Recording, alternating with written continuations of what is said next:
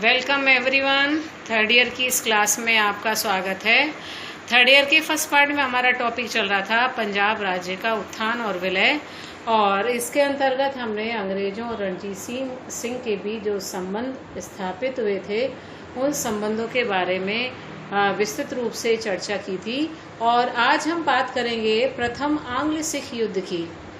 जैसा कि आप सभी को विदित है, रणजीत सिंह ने एक विशाल सिख साम्राज्य का गठन किया था और उस साम्राज्य को एक बहुत ही अच्छी प्रशासनिक व्यवस्था दी थी और विशाल सेना का गठन रणजीत सिंह के द्वारा किया गया था।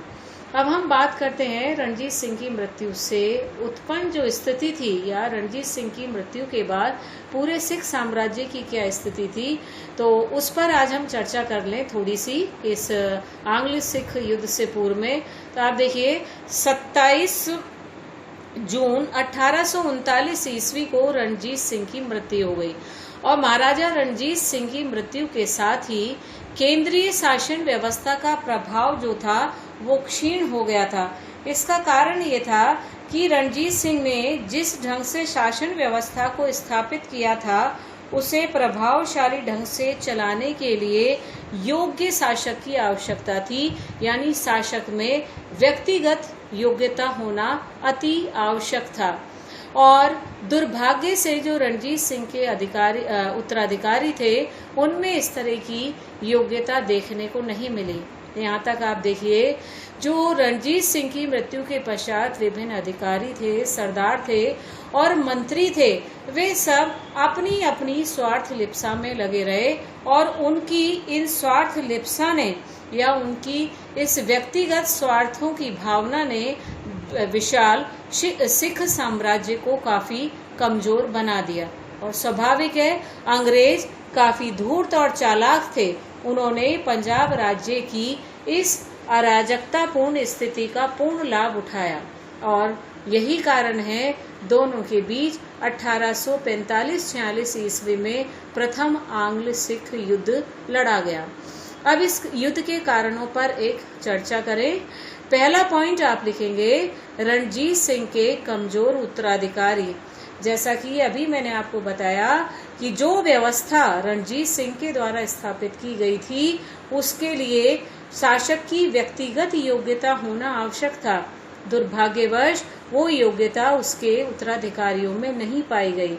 जहाँ तक हम बात करें रणजीत सिंह के कुल पुत्रों की, तो रणजीत सिंह के कुल 7 पुत्र थे, जिसमें से ज्येष्ठ पुत्र खड़क सिंह जो था वो रणजीत सिंह की मृत्यु के बाद गद्दी पर बैठा। यद्यपि उसका भाई शेर सिंह जो था वह अंग्रेजों से सांठ-गांठ करके स्वयं सिंहासन प्राप्त करने का प्रयास कर रहा था। और जहाँ तक खड़क सिंह की हम बात करें, खड़क सिंह एक बहुत ही अयोग्य और विलासी प्रवृत्ति का शासक था, लेकिन सौभाग्य से उसका पुत्र था नौनिहाल सिंह, वो काफी महत्वाकांक्षी था और इसीलिए उसने शीघ्र ही शासन की जो वास्तविक बागडोर थी वो अपने हाथ में ले ली।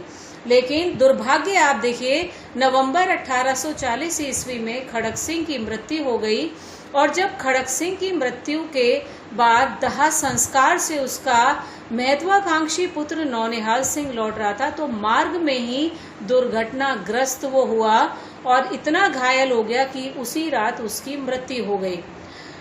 डोगरा सरदारों द्वारा शेर सिंह का पक्ष लिया गया और सिंघनवालिया सरदारों द्वारा खड़क सिंह की विधवा को, जो कि गर्भवती थी, पुत्र होने तक संरक्षिका होने का प्रस्ताव रखा गया। यानी खड़क सिंह और नौनिहाल सिंह की मृत्यु के बाद उत्तराधिकार को लेकर के पुनः संघर्ष शुरू हुआ।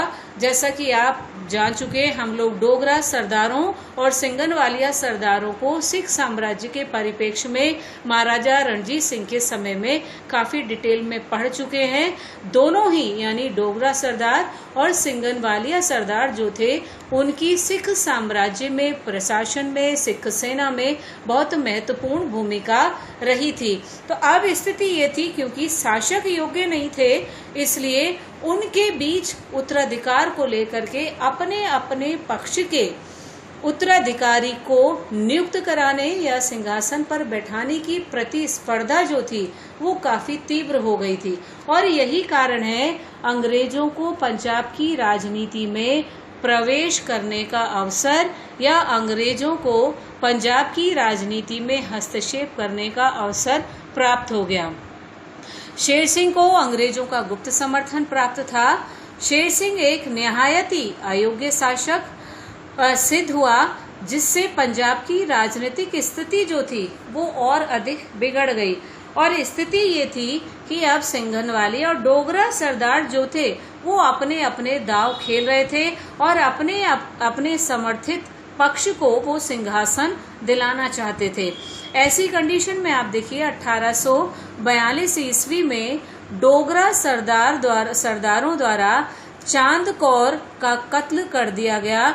जब चांद कौर का कत्ल डोगरा सरदारों द्वारा किया गया तो सिंघनवालिया सरदारों द्वारा भी शेर सिंह और उसके पुत्र प्रताप सिंह की हत्या कर दी गई। अब आप देखिए, जहां ये सिख साम्राज्य में अपनी महत्वपूर्ण भूमिका निभा रहे थे, सिख साम्राज्य को मजबूत बना रहे थे, वहीं अब अपने स्वार्थों के वशीभूत होकर सिख राज्य के ये महत्वपूर्ण स्तंभ एक दूसरे को क्षति पहुंचा रहे थे। इस तरह से आप देखिए, ये जो हत्याओं का दौर था वो निरंतर चलता रहा। इसी दौरान आप देखिए, ध्यान सिंह का पुत्र हीरा सिंह था, जो एक बहुत ही योग्य सेना नायक भी था। उसने लाहौर पर अपना अधिकार स्थापित कर लिया और उसी के द्वारा रणजीत सिंह के 9 वर्षीय पुत्र दलीप सिंह को गद्दी पर बैठाया गया और रणजीत सिंह की विधवा रानी झिंडन या जिंदन को दलीप सिंह की संरक्षिका नियुक्त किया गया। 21 दिसंबर 1844 ईस्वी को हीरा सिंह की भी हत्या कर दी गई। अब आप इस हत्या के पीछे उद्देश्य कारण जानेंगे तो बड़े आश्चर्य की बात है, जिस हीरा सिंह ने दलीप सिंह को सिंहासन दिलवाया था, जिस हीरा सिंह की सहायता से रानी झिंडन संरक्षिका बनी थी, अब अपने प्रेम संबंधों के कारण, क्योंकि लाल सिंह के साथ रानी झिंडन के जो प्रेम प्रसंग थे वो उभरकर सामने आने लगे थे।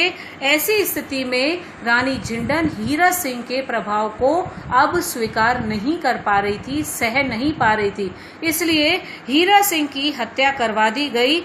और इसके बाद आप देखिए, हीरा सिंह के बाद रानी के भाई वजीर जवाहर सिंह और उसके प्रेमी लाल सिंह के हाथों में पंजाब राज्य की सत्ता की शक्ति जो थी वो चली गई, या इन लोगों के माध्यम से पूरा प्रशासनिक कार्य किया जा रहा था। अगले पॉइंट के रूप में हम देखते हैं सरदारों के आपसी संघर्ष। अभी हम सरदारों की बात कर चुके हैं, डोगरा राजपूत सरदार एंड सिंघनवालिया सरदार।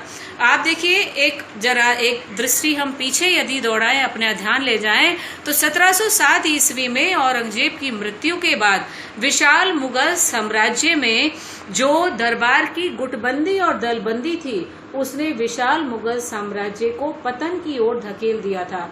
एंड नाउ यदि हम देखें, सेम सिचुएशन जो थी वो इस पंजाब जैसे विशाल समृद्ध राज्य में स्थिति हो गई थी। जो महत्वपूर्ण सरदार पंजाब साम्राज्य के आधार स्तंभ थे, अब वही आपस में संघर्ष कर रहे थे।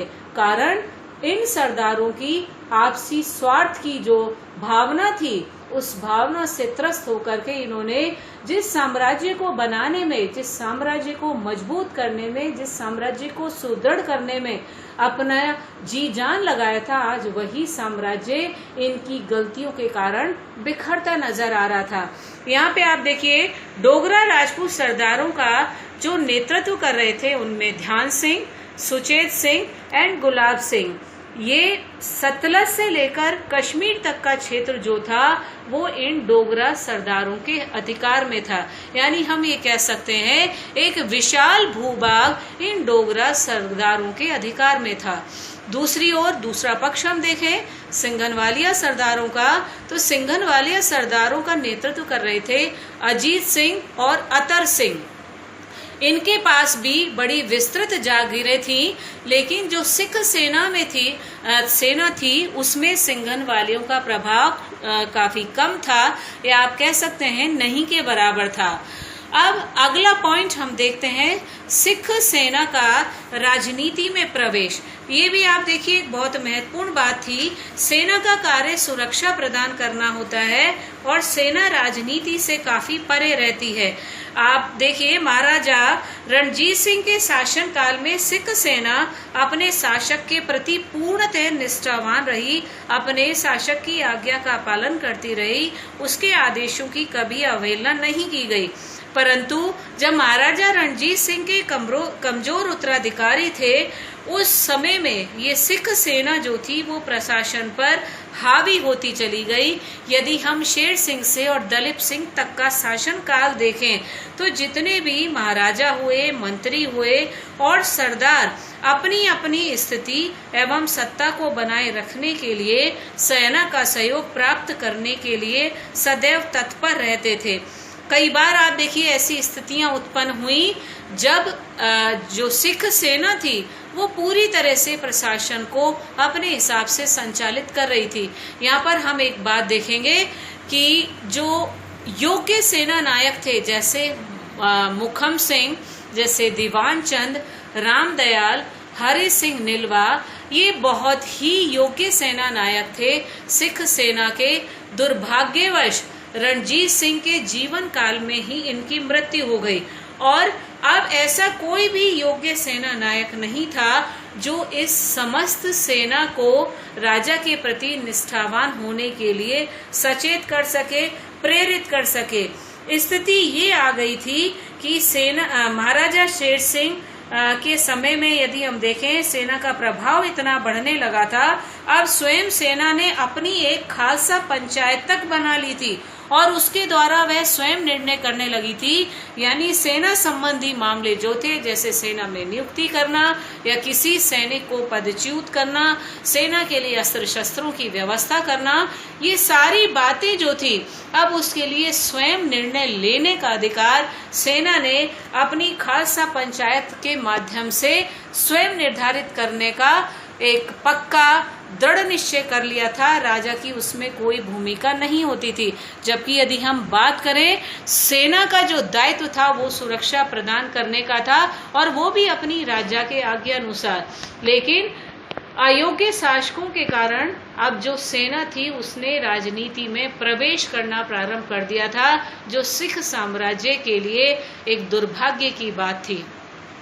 अब हम बात करते हैं अंग्रेजों की नीति। अंग्रेजों की नीति में कैसे, कब परिवर्तन आया। आप देखिए महाराजा रणजीत सिंह के समय तक यदि हम देखें, दोनों के बीच संबंध जो थे वो काफी मैत्रीपूर्ण भी रहे, सद्भावनापूर्ण रहे। हालांकि 1831 से 1839 का पीरियड जो था, जो हम लोगों ने पढ़ा था लास्ट में, उस दौरान अंग्रेजों की नीति में परिवर्तन आने लगा था। लेकिन फिर भी रणजीत सिंह ने अपनी योग्यता के बल पर अपने जीते जी सिख साम्राज्य में अंग्रेजों के हस्तक्षेप को स्वीकार नहीं किया था। रणजीत सिंह की मृत्यु के साथ ही अंग्रेजों की नीति में परिवर्तन आया और अब अंग्रेज सिख राज्य को कंपनी राज्य में मिलाने का स्वप्न देखने लगे। यहाँ आप देखिए, फरवरी 1840 ईस्वी में ऑकलैंड जो था उसने स्वयं सिखों से लड़ने की इच्छा व्यक्त की थी। यानी ऑकलैंड के समय तक हम यदि देखें तो अंग्रेज जो थे वो सिख राज्य की अराजकता और अव्यवस्था के कारण इसे पूर्णतः अपने साम्राज्य में विलीन करने के लिए तत्पर हो उठे थे। 1842 ईस्वी में लॉर्ड एलन बरो जो थे गवर्नर जनरल बनकर वो भारत आया और मार्च 1842 ईस्वी में ड्यूक ऑफ वेलिंगटन ने एलन बरो को यह सुझाव दिया कि फिरोजपुर और लुधियाना की सुरक्षा के पुख्ता इंतजाम किए जाएं। इस बात से यहाँ स्पष्ट हो जाता है कि अंग्रेज जो थे वो सिख साम्राज्य को हड़पने के लिए अपनी पूरी पूर्व में ही सैनिक तैयारी करने के लिए तैयार हो चुके थे और उन्होंने अपनी सेना का जमावड़ा भी करना शुरू कर दिया था। इसमें उदाहरण स्वरूप आप देखिए, एलन बरो द्वारा सरहिंद पर 15,000 सैनिकों को तैनात किया गया। 1845 ईस्वी में सतलज सीमा पर 40,000 से अधिक अंग्रेज सैनिक और 94 तोपें तैनात कर दी गई। इन पूरी परिस्थितियों से ये स्पष्ट हो जाता है कि अंग्रेज युद्ध के लिए पूरी तैयारी कर चुके थे, जबकि संधि के तहत जो सिख सेना थी वो अभी भी अपने अधिकार क्षेत्रों से आगे नहीं बढ़ रही थी, या दूसरे शब्दों में हम कहें उन्होंने अपनी सीमा का उल्लंघन नहीं किया था। ब्रिटिश सरकार द्वारा सतलज के पूर्वी तट पर लाहौर सरकार के अधिकृत क्षेत्रों को अधिकार में कर लेने से सिख सेना में उत्तेजना फैल गई। और ये बहुत महत्वपूर्ण बात थी, क्योंकि अंग्रेजों को लड़ने का कोई मौका नहीं मिल रहा था, सिख सेना को उकसाने का कोई अवसर नहीं मिल पा रहा था। तब उन्होंने जो सतलज का पूर्वी तट था उस पे लाहौर सरकार के अधिकृत क्षेत्र, लाहौर सरकार इन द सेंस पंजाब राजा के अधीन, उस पर अपना अधिकार कर लिया, जिससे सिख सेना में उत्तेजना फैल गई। और यहाँ आप देखिए, सिख सेना को भड़काने में, जो अभी तक शांत थी, अपने अधिकार क्षेत्र में ही रह रही थी, और संधि की शर्तों का जो पूर्व में सिख राज्य और अंग्रेजों के बीच हुई थी अमृतसर की संधि, इन संधियों की शर्तों को तोड़ने का कोई प्रयास नहीं किया जा रहा था। लेकिन जो स्वार्थी सिख सरदार थे और ब्रिटिश एजेंट थे, उनके भड़काने से सिख सेना जो थी उसे अंग्रेजों के विरुद्ध युद्ध लड़ने पर विवश होना पड़ा। इसमें सिख सेना को भड़काने में जो महत्वपूर्ण भूमिका निभाई उसमें लाल सिंह एवं तेज सिंह, तोपखाने का संचालक captain Gordon and British agent ब्रेफुट जो था वो महत्वपूर्ण भूमिका निभा रहा था। आप देखिए, ब्रॉडफुट ने जो भूमिका निभाई, लाल सिंह और तेज सिंह ने जो भूमिका निभाई, उसने कहीं ना कहीं सिख सेना को पूरी तरह अंग्रेजों के विरुद्ध कर दिया, और वे भी युद्ध के लिए तैयार हो गए, क्योंकि ये उनके मान सम्मान और स्वाभिमान का सवाल था। आज की क्लास में बस इतना ही। नेक्स्ट क्लास में हम प्रथम आंग्ल सिख युद्ध की से संबंधित प्रमुख घटनाओं का अध्ययन करेंगे। तब तक के लिए have a nice day to all of you.